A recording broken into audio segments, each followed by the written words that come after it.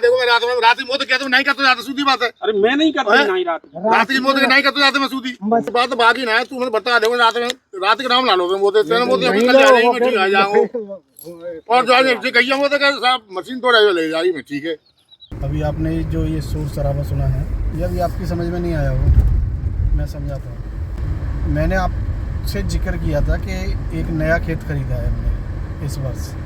उसको एक भाई जो है कर रहे थे, हालांकि वो गलत कर रहे थे, उनको करना नहीं चाहिए था। खेत हमारा है और जिनका था, जिनसे हमने लिया था, उनको भी जानकारी नहीं दी थी इन्होंने कि हम आपके खेत में कोई फसल कर रहे हैं। तो बस वो उस चक्कर में कर रहे थे, क्योंकि वो दूर रहते हैं, उन्हें जानकारी नहीं है, तो चलो कर लेते हैं। उनको क्या पता चल रहा है, और पता चलेगा तो उनको दे देंगे। उस सोच को रखते हुए इन्होंने फसल की थी। मगर हमें इस चीज़ की जानकारी थी कि वहाँ से इनको कोई ग्रीन चिट मिली नहीं है और खेत परचेज़ कर लिया। फिर हमने उनसे फिर सीधा बोला, आपका जो भी बीज इसमें लगा है, जो भी आपने मेहनत अपनी की, जो भी जुताई गुड़ाई जो भी कुछ किया है, उसका जो भी खर्चा बन रहा है वो हमसे ले लो। एक तरीका तो ये है, और दूसरा ये है कि अगर आप कर रहे हो तो फिर पार्टनरशिप में करो, जैसे कि होता है अक्सर। तो वो कोई दिक्कत नहीं, उन्होंने एग्री कर लिया कि ठीक है जी, अब हमने किया है तो कोई बात नहीं, अब हम पार्टनरशिप में कर लेंगे इसको। तो फसल उसमें की गई थी गेहूं की, अब उसका निकलना था, तो जितना भी गेहूं निकलता आधा उनका आधा हमारा, इस तरीके से अपना तय था। उनसे बोला था पिताजी ने कि कल जब हम आ जाएंगे दिन में तब निकलवाना, ताकि मौके पे हम भी रहेंगे। तो उन्होंने तब बोल दिया कि चलो ठीक है जी। मगर अचानक से उन्होंने मशीन मंगाकर कल रात को अपने आप ही वो गेहूं निकलवा लिया। अब पिताजी को सुबह मालूम चला, क्योंकि चाचा जी हैं तो वो सुबह सुबह घूमते हैं, उन्हें मालूम चल गई कि इन्होंने तो गेहूं रात को निकलवा लिए हैं। पिताजी को कॉल करके बता दिया। पिताजी का पारा चढ़ गया बहुत ऊपर, और ये किसी का भी पहुंचेगा कि यार ये तो धोखाधड़ी होगी, सीधी सी बात है। भले ही उन्होंने एक दाना भी ना चुराया हो, मगर सीधी सी दिमाग में यही चीज़ आती है कि बिना हमारी जानकारी के, और जबकि हम ऑलरेडी बोल के आए हैं कि कल जब हम आ जाएं तब निकलवाना, फिर भी रात को क्यों निकलवाया बिना हमारे वहाँ पे हुए। पीछे से सारे गेहूं निकलवा लिए। तो अब पिताजी गुस्से में थे, और सुबह सुबह कि चल भाई वहाँ पर चलते हैं। तो छोटा भाई आना था, लेकिन उसको थोड़ा सा काम था वहाँ पे, तो वो उसने बोला कि भैया को ले जाओ, मैं काम कर आके तब आ जाऊँगा शाम को। मगर माता जी को भी शाम को आना था गांव में, आज आश्रम पे कोई अष्टमी के दिन कुछ बांटना था उनका, तो उनको आना था। तो उसने बोला कि कोई बात नहीं, फिर मैं दोपहर में मम्मी को लेके आ जाऊँगा। और मुझे भी जाना ज़रूरी था आज वहाँ पे। क्यों, उसकी वजह मैं बताऊँगा अभी। शोर शराबा जो आपने सुना वो उसी का था। पिताजी ने जाके फिर उनसे बोला, लेकिन शुरू में गुस्सा थी, लेकिन फिर बाद में बस भाई मैंने भी रास्ते में थोड़ा सा उनको बोल दिया था कि कोई बात नहीं, अब वो थोड़ा बहुत ले भी लिया होगा, चढ़ा भी लिए होंगे 10-8 कट्टे, 10-15 हज़ार रुपये से कितना क्या भला कर लेगा अपना। और फिर ऐसे लोग नहीं कर पाते भला, इसलिए ये स्थितियाँ रहती हैं उनकी। वरना खुद के खेत हों, खुद के ही अगर ईमानदारी से करो, कम खाओ भाई, मत सोने की थाली में खाओ। 2 रोटी तो खानी है, स्टील की थाली में रख के खा लो। अरे हाथ में भी खा लेते हैं लोग आ गया। मगर किसी दूसरे का अपना समझना, ये वाली फीलिंग कभी पता नहीं कैसे आ जाती है। बाकी अब मैं वापस आ चुका हूँ गाँव से, जा रहा हूँ अपने घर।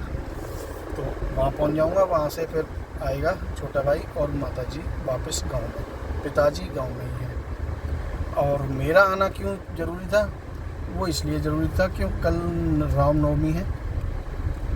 तो कल मैंने बस मेरे इच्छा थी बहुत समय से कि थोड़ा सा भंडारा टाइप, वैसे तो थी सही बताऊं जागरण की, मगर जागरण नहीं करवा सकता अभी, तो अभी फ़िलहाल भंडारा टाइप का जो प्रसाद वितरण होता है वो करवा रहा हूँ। तो उसके लिए हलवाई से बात करनी, वैसे बात कर ली है, उनसे पर्चा लेना है क्या क्या सामान लाना है। बाकी क्योंकि आलू का कट्टा मैं ले आया हूँ अपने साथ। आलू है ही और बाकी गेहूँ भी है, तो घर में चक्की है उसमें गेहूँ भी पीस लेंगे। और 20 किलो 25 किलो 30 किलो जितना भी होगा उतने का अपना बना करके कल करते हैं वितरण उसका। ये आलू लेके आए हैं भाई, ये वहाँ पे पड़े पड़े सड़ गए हैं ऊपर कई सारे। वैसे कई सारे आलू हैं इसमें जो सही हैं, मगर मेरी इच्छा नहीं कर रही है कि इन आलूओं से भंडारा किया जाए या फिर आलू वितरण किया जाए। देखो इसको पता चल गया पहले से ही कि मैं आ गया हूँ, इसलिए फ़ोन को छोड़ दिया, वरना फ़ोन में आराम से अकेली लगी हुई थी और बिक्कू ने आके फिर फ़ोन को कब्जा लिया। अभी देखा था, अभी फ्री हुई हूँ। और वैसे आँखों का इलाज चल रहा है। अभी फ्री हुई हूँ। एसी के लिए इलेक्ट्रीशियन बुलाया है, मगर वो बोल रहा है कि शाम को आऊँगा या फिर कल आऊँगा।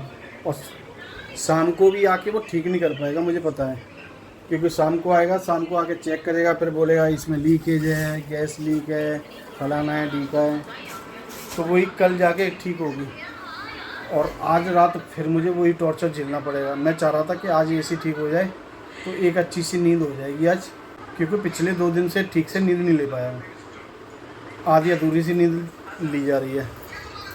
जिस नींद के बारे में मैं आपको जानकारी दे रहा था, ज्ञान पेल रहा था कि नींद ज़रूरी है, वरना आदमी पागल हो लेता है। अगर नींद प्रॉपर ठीक नहीं होगी तो दिमाग पे असर पड़ता है। और अभी भी मेरी आंखें पता नहीं देख पा रहे हो कि नहीं दिख रही हैं, इसमें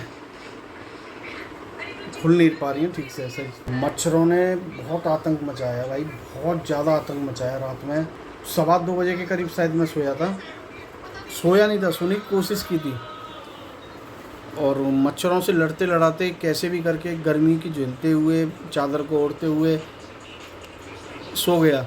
मगर फिर नींद खुली मेरी कि बाल पूरे मेरे भीगे हुए थे पीछे की साइड से, पसीने के मारे, इतना पसीना था।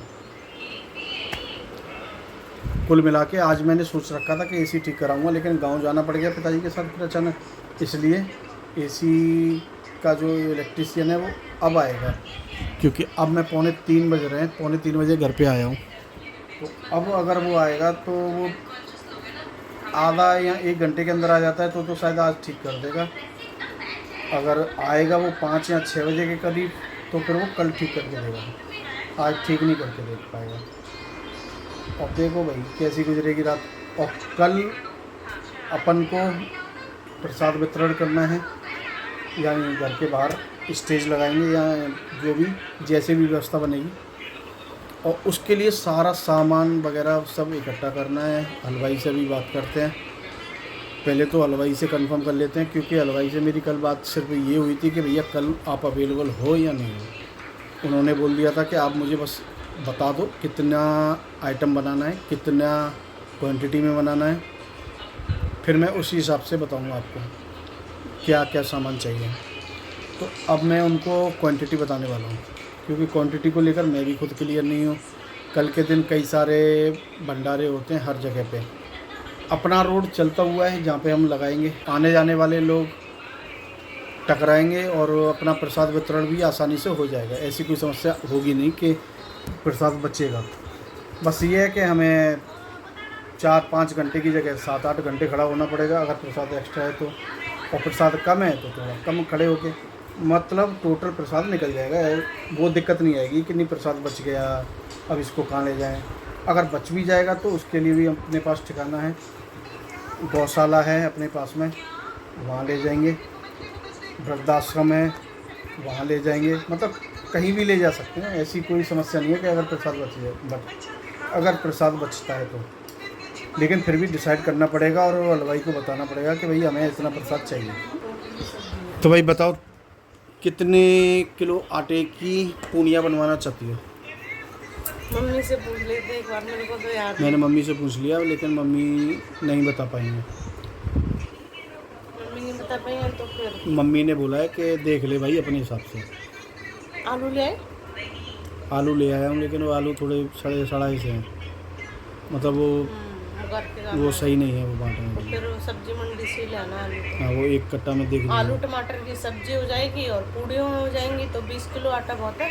20 किलो 20 20 किलो आटा की सही बन जाएंगे पूरी, और ज़्यादा कम हो तो 25 किलो ले लेंगे, आटा तो अपना है ही। अब मुझे हलवाई को बताना है कि कितने किलो का मुझे प्रोग्राम करना है आटे का। अच्छा अच्छा, तो मतलब तो वो 100, उसी हिसाब से सब्जी वगैरह सब चीज़ें वो उसी के हिसाब से बताएंगे। तो 100 लोगों के हिसाब से बनवा लो।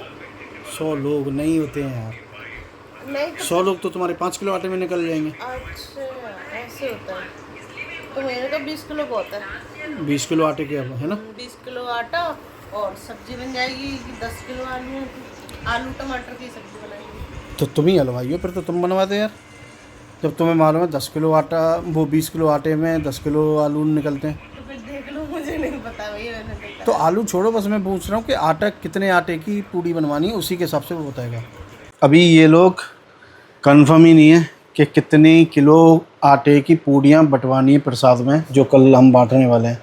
अब जो हलवाई हैं उनसे ही संपर्क कर रहा हूँ, वो ही बताएंगे कितनी किलो में कितना क्या हो जाता है। भाई साहब ने फ़ोन उठा लिया है, मगर कहीं और बिजी है। हेलो हेलो, भाई साहब ने फ़ोन तो उठा लिया था मगर कहीं और बिजी थे। होता है इस समय उनका सीज़न है, क्योंकि हम ही अकेले नहीं हैं। हाँ भैया। हाँ अमित भाई। हाँ भैया। हाँ, मैं कल बात हुई थी ना अपनी। हाँ हाँ, तो फिर बता दो कितने का कर लें फिर, और कैसे क्या क्या सामान लाना है। वो बात तो सही है। हाँ। कल वैसे आप कह रहे थे, कल आपने मेरे को बताया। हाँ हाँ। अब कल करना है कल। हाँ कल तुम्हें मालूम है कितना बड़ा दिन है, मैंने तुमसे कल भी कही थी, मैंने बता देना आप मेरे को। हाँ तो कितने किलो का करना है आप बता दो कितने, मतलब जैसे 20 किलो में कितनी पूड़ियाँ वगैरह हो जाती हैं, हमें अंदाजा नहीं है पहले। भैया 20 किलो में लगभग 1000 पूड़ी जम। 20 किलो में 1000 पूड़ी, तो ठीक है 25-30 किलो का कर लेंगे। 25-30 किलो का? हाँ भैया बता रहा हूँ मैं आपको, 5 मिनट में बता रहा हूँ। तो आप 25 किलो के हिसाब से बता देना आप, है ना। ठीक है। इन लोगों का सीज़न है भाई इस समय, तो जैसे वो बता रहे थे कि 3 जगह पे ऑलरेडी मेरा लगा हुआ है। तो कल कई जगहों पे भंडारे होते हैं, कई जगह पे कई श्रद्धालु बेचारे अपना वितरण करते हैं प्रसाद का। तो वही कोशिश हमारी है कि हम भी कर दें। धर्मपत्नी ने हमारी ने पूरे 9 दिनों का व्रत रखा है, 9 देवी का, तो इनकी भी इच्छा है कि अच्छा लगेगा थोड़ा प्रसाद, जितना ज़्यादा से ज़्यादा माता रानी का जितने लोगों तक पहुंच सके, तो उसी में लगे हुए हैं। अगर भाई साहब बताएंगे ठीक से जवाब देंगे, क्योंकि कल तो हमने बात कर ली थी इनसे शाम के टाइम पे, तब बोल रहे थे कि आप मुझे कल बता देना कितना केजी में बनवाना है, उसी के हिसाब से मैं आपको पर्चा दे दूँगा। लेकिन आज मेरा वो गाँव में जाना हो गया था पिताजी के साथ, तो हो सकता है शायद इस चीज़ की वजह से बोल रहे हैं वो कि आपने सुबह से तो बताया नहीं, अब आप बता रहे हो 3:30 बज रहे हैं समय, तो उनको ऐसा लग रहा है कि उन्होंने शायद सोचा होगा कि इन्होंने ड्रॉप आउट कर दिया अपना प्लान। मगर अब मैंने फ़ोन किया तब उनको लग रहा है कि भैया अब आप बता रहे हो। देखते हैं, फ़ोन आएगा इनका, बताएंगे क्या बताएंगे, नहीं तो फिर करेंगे दूसरा इंतज़ाम कर लेंगे हम। ये बस अपने मिलने वाले हैं, थोड़ा अच्छा बनाते हैं इसलिए इनसे संपर्क किया है। बाकी शॉर्टेज किसी चीज़ की नहीं होती है, मिल सारी चीज़ें जाती हैं, बस कोई थोड़ी अच्छी कोई थोड़ी कम। चलिए कल देखते हैं, अगर माता रानी चाहेंगी हमारे हाथों से कुछ हो सके, अगर हम होंगे लायक तो करेंगे कल।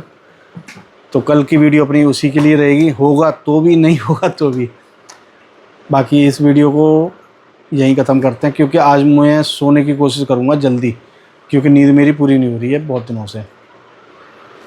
तो चलिए, राम राम।